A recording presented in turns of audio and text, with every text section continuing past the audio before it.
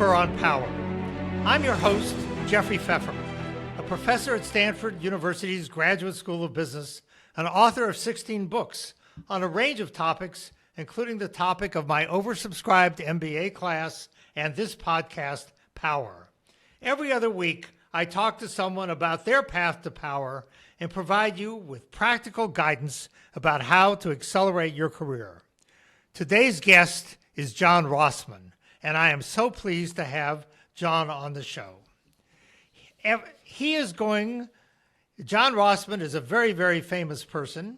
He has written 3 best-selling books: The Amazon Way, Amazon's 14 Leadership Principles; Think Like Amazon, 50 and One-Half Ideas to Become a Digital Leader; and The Amazon Way on the Internet of Things.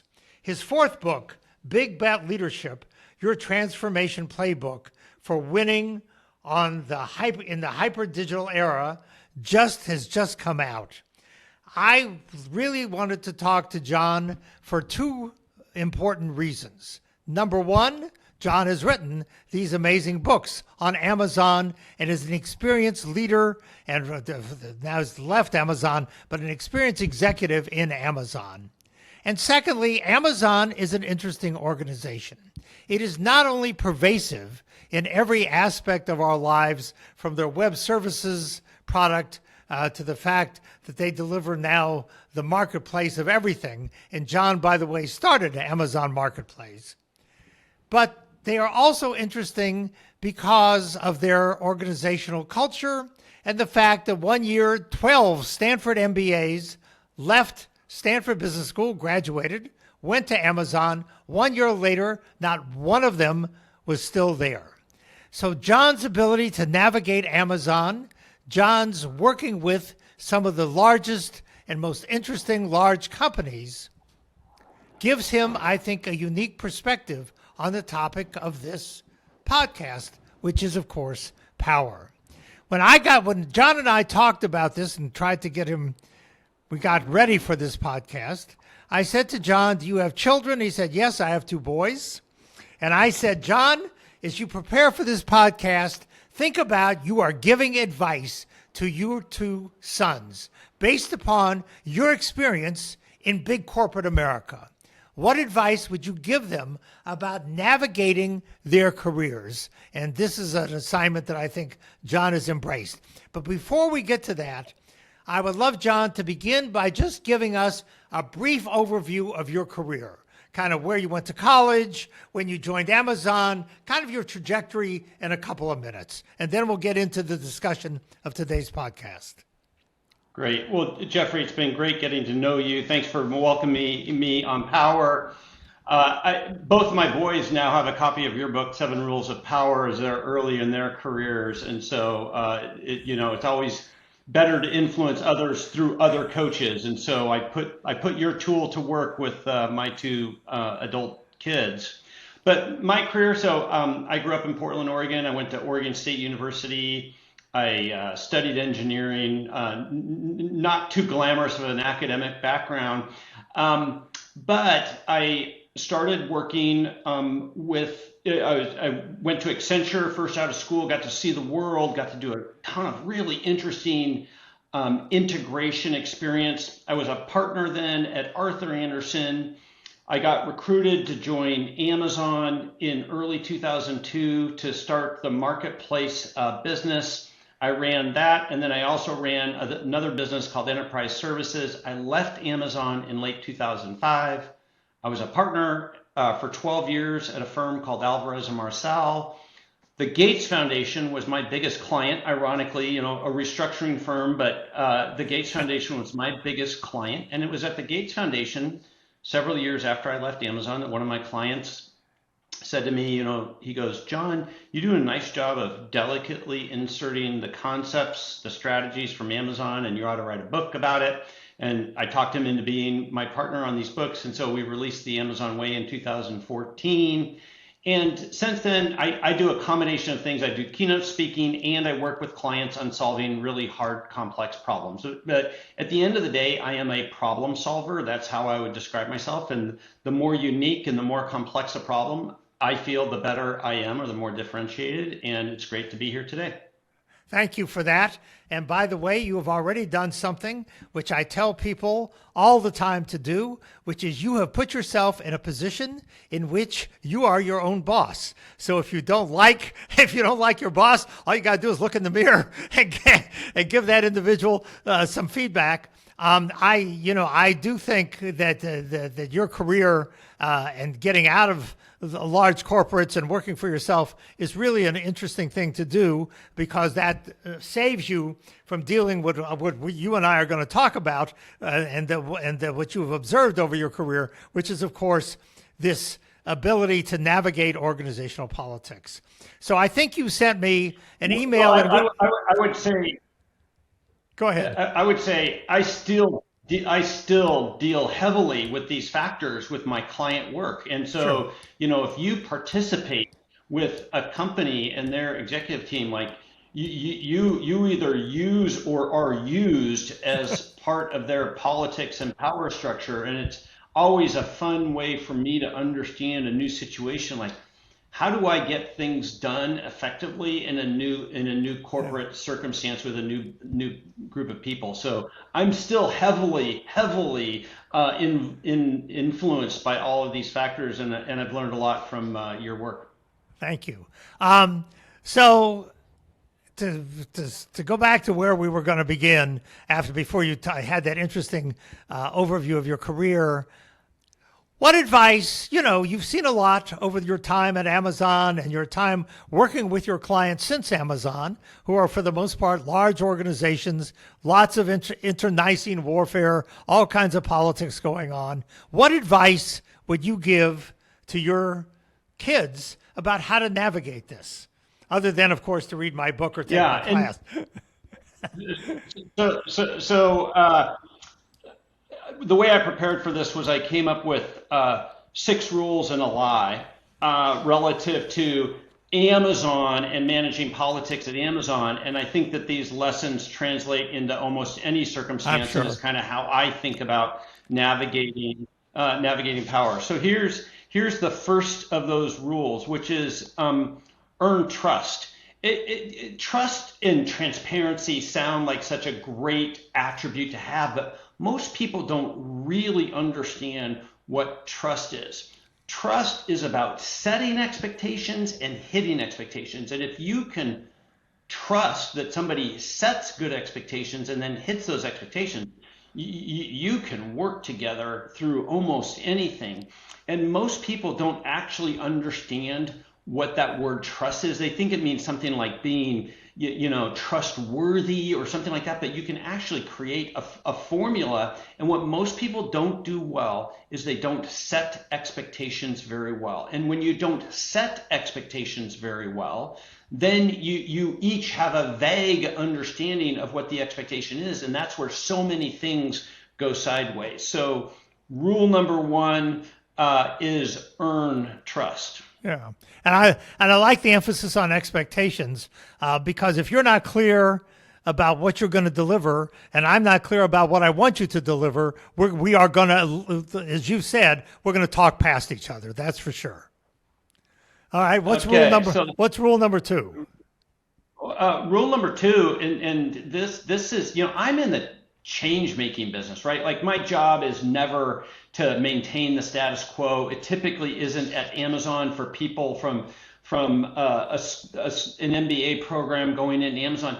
The job is always about making change, and people don't understand risk management very well. And so rule number two is about how to be an active risk manager. And so you need risk. Like, risk is where we create alpha, risk is where we create new innovations.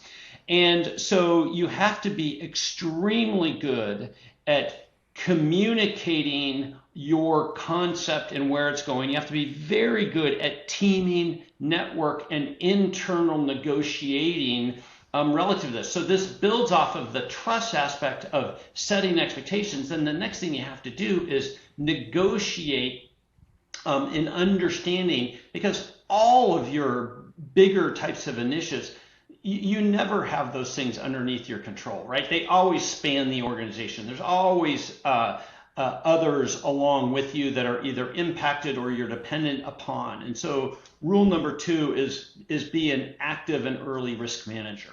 Yep. And it's interesting that you would talk about negotiation. I have a colleague, Margaret Neal, who, until she retired, taught negotiation here. And she would say the job of a manager is, in fact, to negotiate, that you're always negotiating. And you're negotiating around resources. You're negotiating around expectations are your first rule. You're negotiating around what you're going to give and what you're going to get in every deal. You're going to negotiate over strategy because different people see the world differently depending upon where they sit and what information they're exposed to. And certainly you want to negotiate over the risk and how much risk you want to take and what is going to be risky and what isn't and what you think is going to happen. So that's an interesting rule. And the third rule is?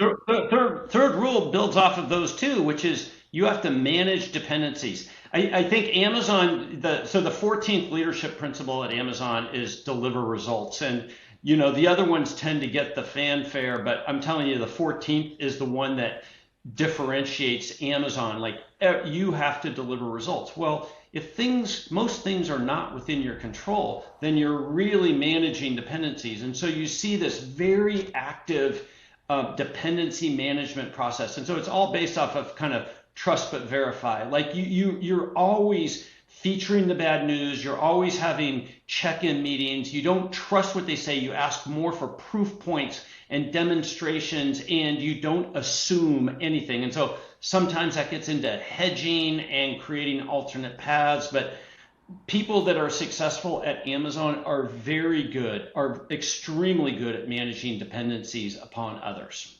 Yeah, that's an interesting comment. Organizations are, of course, interdependent systems. And then I had a colleague, Jerry Solancic, who used to say, interdependence is why things never turn out the way you want. Because, in fact, as you pointed out, John, and you're completely right, in a large complex system, which is what companies are, what all organizations are, your ability to get things done is not completely under your control. It never is. You never have all of the resources or all the pieces of the technology or all the pieces of the business that you would need in order to get things done.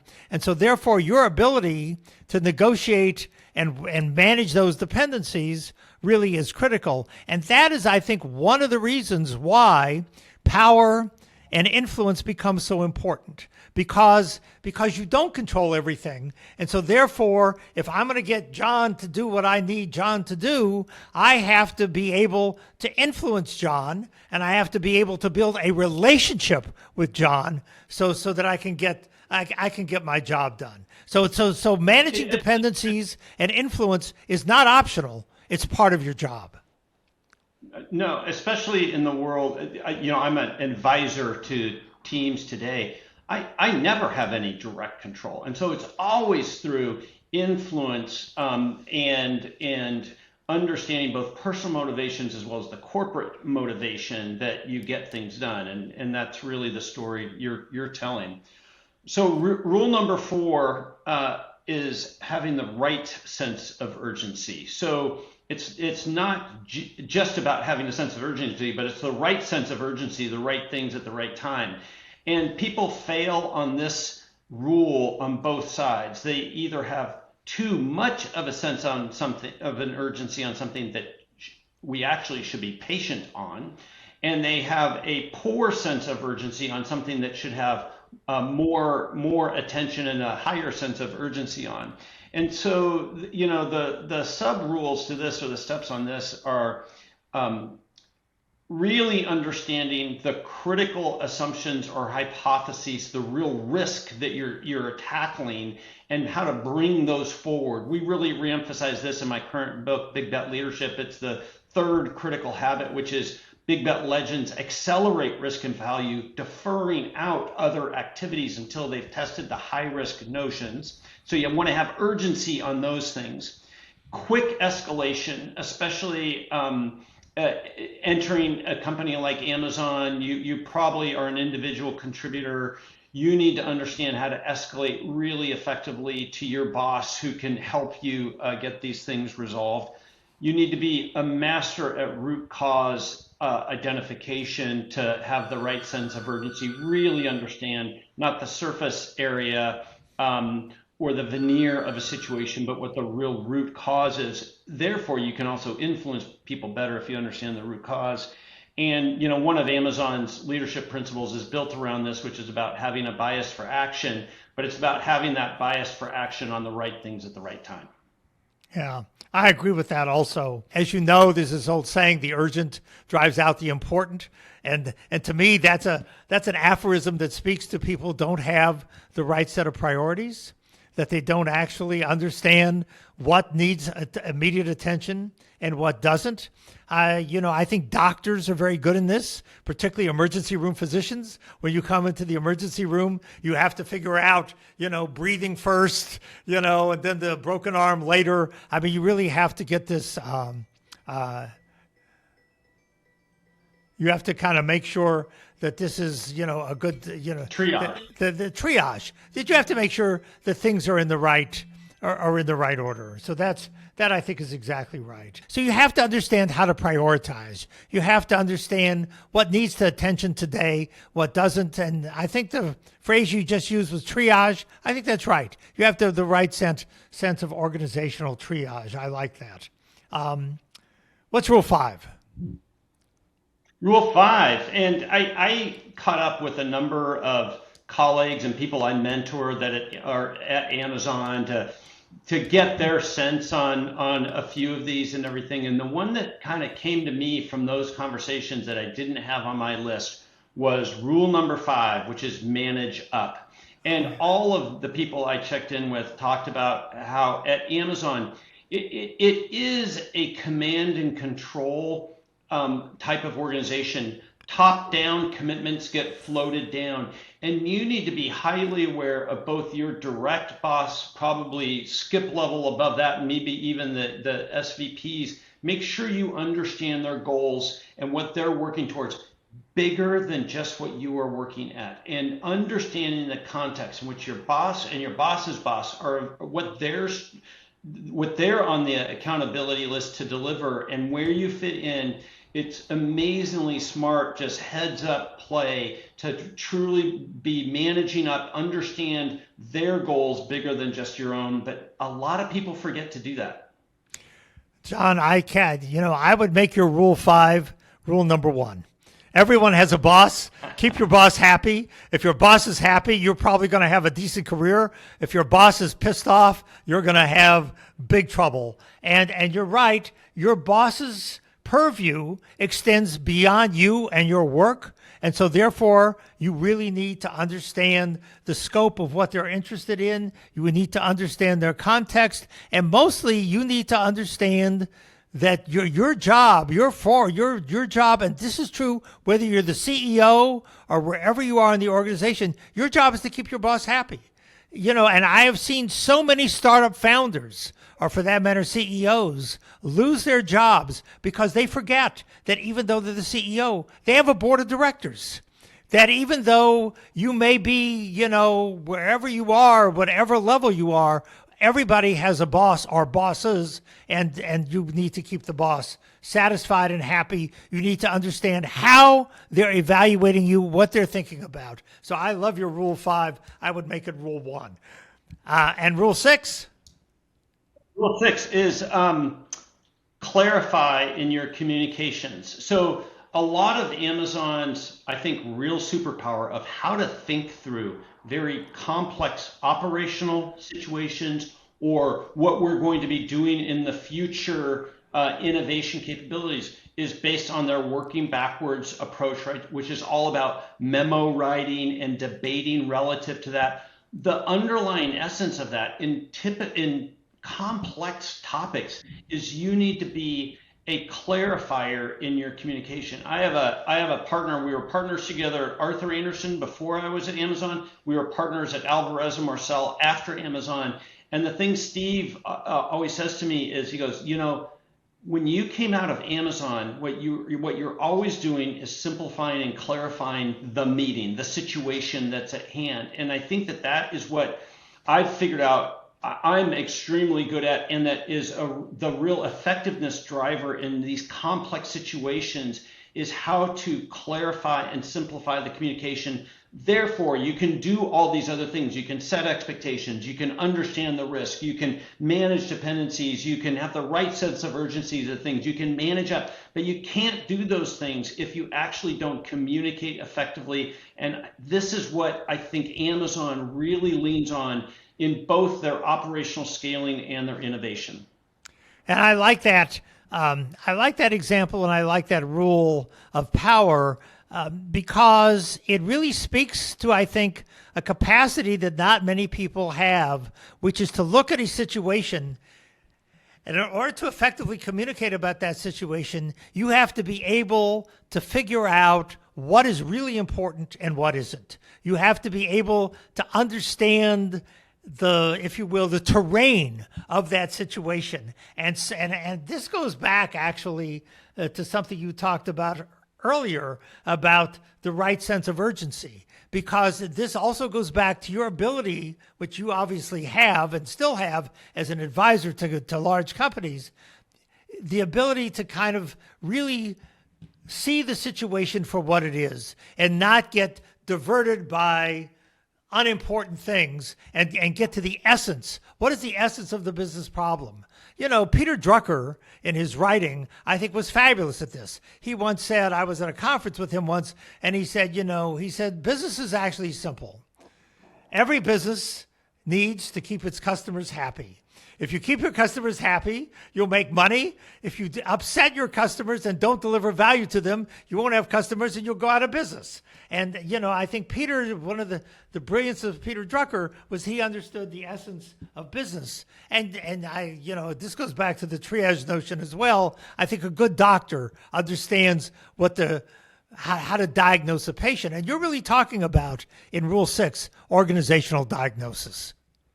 Yeah, and the killer habit that I learned from Amazon is writing things out as a memo. Even if you only do it for yourself, it's a different way to work. It's a different way to think. It's a different way to communicate to others. The one appendix we have in Big Bet Leadership is called Why Memos, and it's a lightweight version of the research that behind why working in memos is a different way. When it's complexity is the rule, how do you get to simplifying the understanding of the situation, simplifying your plan so you can deliver? I think memos is the absolute different way to work and is a difference maker here. You're completely right. Keith Ferrazzi, who's a friend of mine who wrote Never Eat Alone, when he came to my class said, write things down.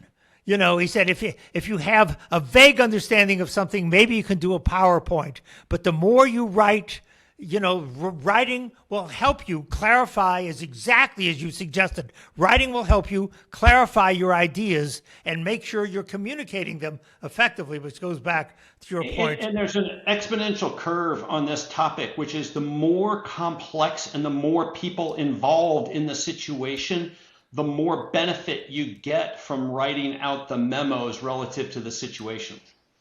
Yep, I agree with that. And now you want to finish with the lie. Okay. The lie. So the pretense, the setup for this discussion was Amazon's a very political place, was I think kind of the general notion of it. And I would say personally, and this is where healthy debate and multiple opinions could lie. Amazon is not a highly political place. It is a political place, but not a highly political place relative to other big corporates. What it is, it's an ambitious organization, and it's that ambition that drives high intensity, high accountability, high demands across all of these rules that we've talked about. It is less forgiving than other places relative to its culture and its expectations. And I think that can be easily confused with being a highly political place. But I have clients where if you didn't go to the right school, you are immediately discounted. Like, to me, that's what highly political is like factors that don't have anything to do with, are you right? Are you clear? Are you effective? Like that to me is what a highly political organization is. Yeah, no, I would agree with that. The other aspect of a highly political organization is that your biggest factor in your performance evaluation is your relationship with your boss. Right. You would agree with that, I think. I see you shaking Yeah, your yeah, head. I think that's a good way to frame what a highly political situation is versus having more meritocracy to it. Like, what did you do, contribute? Were you effective in getting things done through others? Yep. No, I think that's exactly right. Well, this has been, I think, this has been an amazing conversation. I very, very, very much have enjoyed hearing your perspective on organizational operations and politics from the perspective of someone who has done a lot of consulting with many important organizations in the economy and has this fabulous experience at Amazon. And I'm going to end with one final question, which you can answer or not. Why did you leave Amazon? Oh, a great question. Thanks for setting me back on my therapy, and everything, right? But just kidding. So I wanted a couple of factors. People generally remember the last essentially 15 years where Amazon stock has done nothing but kind of up and to the right. There was a 9-year period where the stock was effectively flat. That was from 2001 through 2009. I was there in the middle of that. And so as a senior person there, the vast majority of my compensation was based on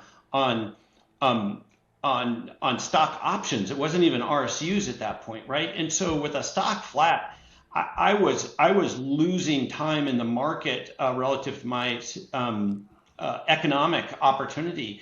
Nobody at Amazon saw this coming. And, the second thing was I wanted more control over the commitments that were being made for me. I wanted to make my own commitments. My boys were 6 and 4 at the time, and I ended up leading an effort that was going on in London. I had these clients around the country with Amazon, and I had the opportunity to join a really good firm, a young firm, Alvarez Marcel, and I just wanted more control. And so those were the reasons that I left Amazon. But obviously, I took so much from it. I always joke it was the first time I paid attention in class.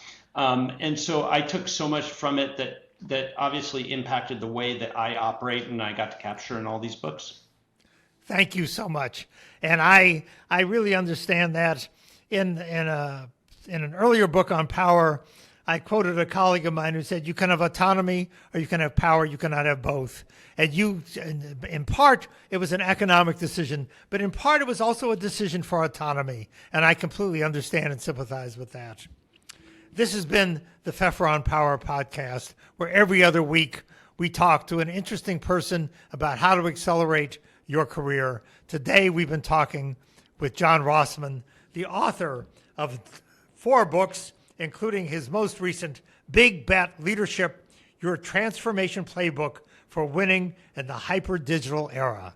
John, thank you for being part of the Pfeffer on Power podcast. Thank you.